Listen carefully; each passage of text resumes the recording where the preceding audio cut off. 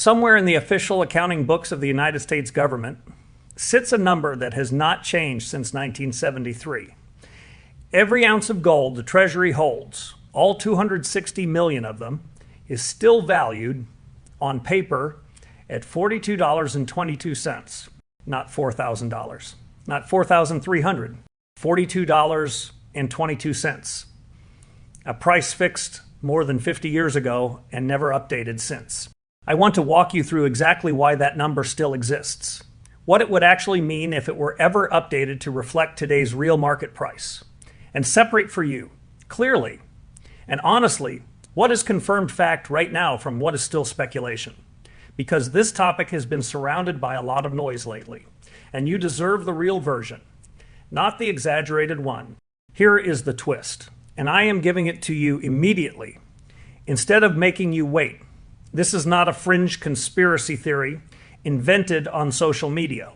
The gap between that 1973 statutory price and the real market value of the gold the Treasury holds is a genuine, well-documented fact, discussed openly by economists at the Federal Reserve itself.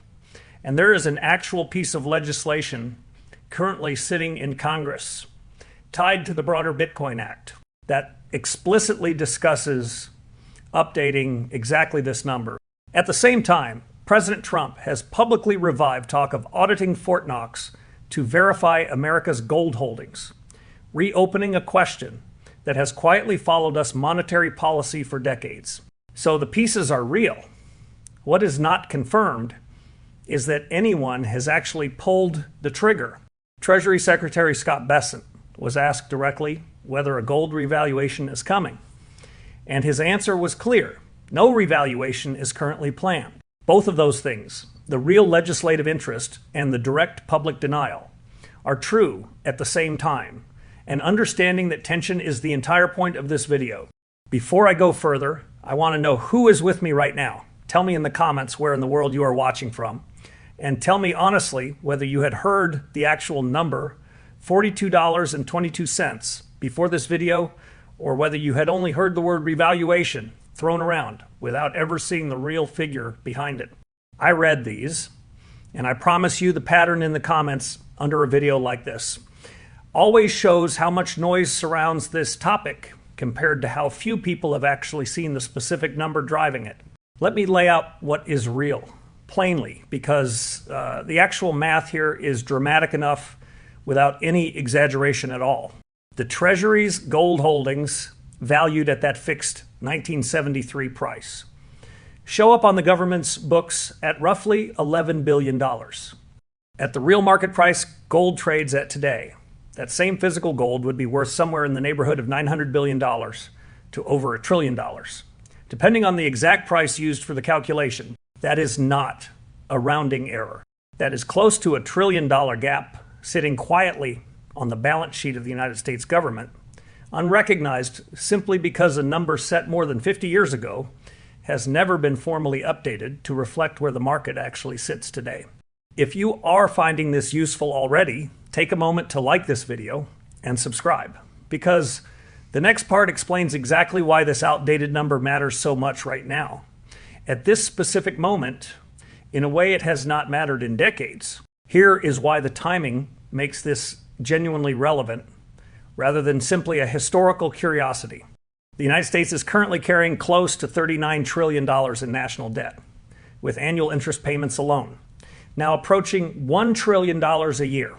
Updating the value of the Treasury's gold to reflect its real market price would not create new physical gold out of nothing, but it would create a real immediate accounting gain, something close to $1 trillion appearing on the government's own balance sheet purely through updating a number that everyone already agrees is outdated. Central banks in other countries have used exactly this kind of accounting mechanism before, sometimes called a gold revaluation account, specifically as a tool to absorb losses or strengthen a balance sheet without issuing a single dollar of new debt. This is not a fringe idea. Economists inside the Federal Reserve System itself have published research specifically analyzing how past revaluations of official gold reserves have worked, precisely because The idea is being seriously studied, even while officials continue to publicly deny any immediate plan to act on it. There is real historical precedent for exactly this kind of move, and it is worth understanding because it shows this is not a new or exotic idea invented in the last few years. In 1934, the United States government did exactly this. It raised the official price of gold from around $20 an ounce to $35 an ounce in a single stroke, a deliberate policy decision that devalued the dollar and effectively transferred real value onto the government's own balance sheet overnight. That single historical episode is the reference point every serious discussion of a modern revaluation keeps coming back to, because it proves the mechanism is not theoretical. It has actually happened before in exactly the country everyone is speculating about today. Let me make this real with two people, because none of this matters until you see how it lands in an actual life. Neither is real, but both are the kind of person you might recognize. The first I will call Cornelius, 70, who came across one of the more sensational versions of this story online. The kind with a countdown clock and language telling him a revaluation was already happening, and he needed to act immediately or miss out entirely. He felt real pressure reading it, uncertain whether to trust it, uncertain whether to act, and genuinely unsure what part of what he was reading was fact, and what part was designed purely to make him feel like he had no time to think it through carefully. The second person I will call Harriet, 68, and she came across the same underlying story, but took the time to actually check the real numbers behind it, the statutory price, the legislative language, Besant's direct denial, the 1934 precedent. She came away understanding the same genuinely interesting structural story. A real documented gap between an outdated government number and today's market reality, without being pressured into believing something had already happened when it had not. Cornelius felt rushed by a story built to manufacture urgency. Harriet understood the same real underlying facts calmly because she took the time to separate what was confirmed from what was still speculation. The difference between them was never how much they cared about protecting their own savings. It was that one of them was fed a version of this story built to create panic, and one of them found the real version built to create understanding. Now, why does a story like this one attract so much exaggeration in the first place? There is a simple, well-documented reason. A genuinely interesting factual story, a 50-year-old outdated number, sitting on a government balance sheet, is real, but it is also complicated, layered with legislative detail and public denials that make it hard to compress into a single dramatic sentence. It is far easier and far more profitable for anyone selling something to strip away all of that nuance and simply declare the ending has already happened. Revaluation is here. Act now, than it is to walk someone through the real, more complicated, more honest version of the story. The investors who navigate stories like this one, well, are rarely the ones who react fastest to the most dramatic version. They are the ones who take the extra few minutes to find the real numbers underneath the noise.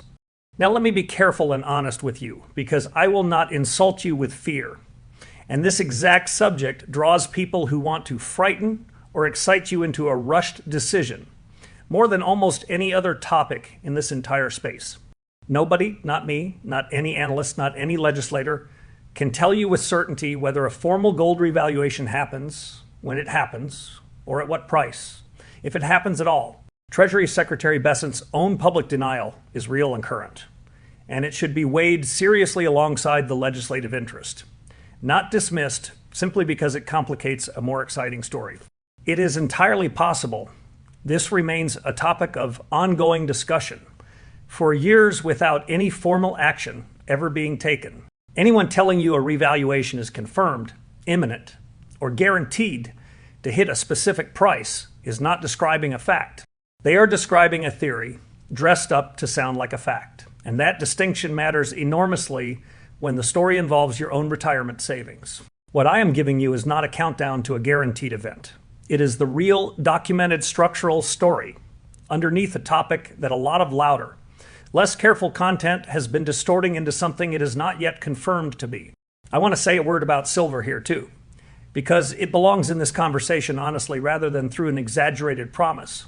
If gold's official value were ever formally revised upward, silver has historically tended to move alongside it, often with more volatility in both directions, given its smaller market size and industrial demand component. That is a reasonable, historically grounded observation. It is not a guarantee that silver holders become millionaires. And any content promising that outcome as a certainty is selling you a fantasy, not an analysis. So let us pull this together and go back to where we started. The United States government still values its own gold holdings. At a fixed price set in 1973, $42.22 an ounce, while that same gold trades in the real world today at more than 100 times that figure. A real piece of legislation currently sits in Congress, touching on exactly this outdated number. And President Trump has publicly revived talk of auditing Fort Knox itself. At the same time, the Treasury Secretary has directly and publicly denied any current plan to formally revalue anything. History from 1934 shows this exact mechanism has been used before. In this exact country, and central banks elsewhere have used similar accounting tools in more recent years. What has not happened, despite what some louder corners of this conversation will tell you, is an actual confirmed revaluation. Today, right now, with a clock ticking down on your decision, here is what I want you to carry away from this, stated as plainly as I know how. This is not a call to panic, and it is not a call to make any rushed decision based on a countdown clock or a promise of guaranteed riches, because balance and careful thinking matter enormously, especially with retirement savings and especially on a topic this frequently exaggerated. It is a call to understand the real, genuinely fascinating structural story sitting underneath all the noise, an outdated government number, a real legislative conversation, a direct official denial, and a historical precedent that shows this has happened before, so that you can think clearly about what a modest, deliberate allocation to gold or silver might mean for your own plan, based on the real facts rather than a manufactured deadline. Whether that makes sense for you depends entirely on your own circumstances, your own timeline, and your own comfort with uncertainty. And I am not here to tell you the number. I am here to make sure you are working from the real story instead of the exaggerated one. Do not let anyone use this topic to rush you into a costly decision with a countdown clock or a guaranteed promise, because there are people doing exactly that right now, and they will keep getting louder the more this story spreads. And do not dismiss it either. Telling yourself an outdated 1973 number on a government balance sheet could not possibly matter to your own plan, because $1 trillion gap between that number and reality is exactly the kind of quiet structural fact worth understanding clearly on its own honest terms.